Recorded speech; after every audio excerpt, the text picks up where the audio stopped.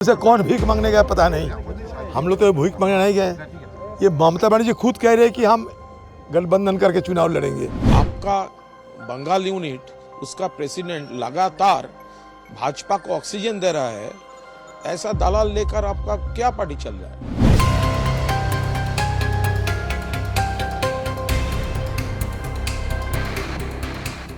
India गठबंधन में seat sharing पर चर्चा के बीच पश्चिम बंगाल में कांग्रेस और तृणमूल कांग्रेस के बीच नई लड़ाई शुरू हो गई है। दोनों पार्टियां एक दूसरे पर बीजेपी की मदद करने का आरोप लगा रही है।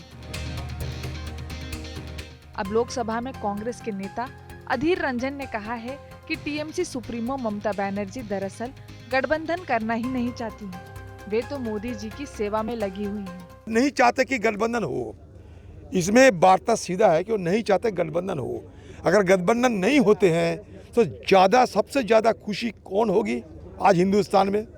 अगर गठबंधन ना हो सबसे ज़्यादा खुशी होगी हमारे मोदी साहब ने। तो ममता जी आज जो कर रहे हैं वो मोदी जी की सेवा में लगे हुए हैं। अधीर रंजन यही नहीं रुके, उन्होंने आगे यह भी कहा कि कांग्रेस पार्टी ने ममता बनर्जी से सीटों की मांग नहीं की है।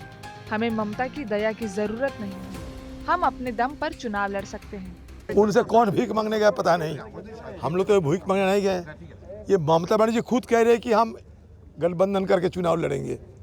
ये दोनों सीट हमारे पास है, उनकी दया की कोई जरूरत नहीं है हमें। आप अपने दम पर लड़ सकते, चल सकते, कुछ भी कर सकते।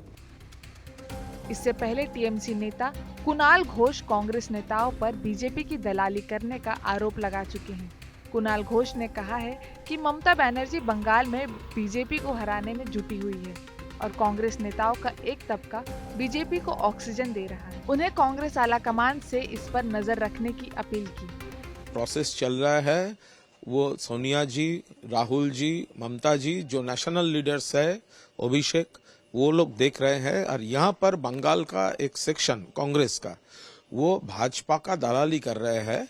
ममता दीदी आपको हेल्प कर रहा है, कोऑपरेट कर रहा है दिल्ली से भाजपा को उखाड़ के फेंकने के लिए, और आपका बंगाल यूनिट, उसका प्रेसिडेंट लगातार भाजपा को ऑक्सीजन दे रहा है, ऐसा दलाल लेकर आपका क्या पार्टी चल रहा है? पश्चिम बंगाल में लोकसभा की 42 सीटें हैं। 2019 के चुनाव में बीजेपी को 18, टीएमसी को 22 और कांग्रेस को 2 सीटों पर जीत मिली थी। हाल में आए सर्वे के मुताबिक बीजेपी को 2024 के लोकसभा चुनाव में पहले से कम सीटें मिलने का अनुमान है, वहीं टीएमसी की सीटें बढ़ने का अनुमान है। चुनाव आज तक।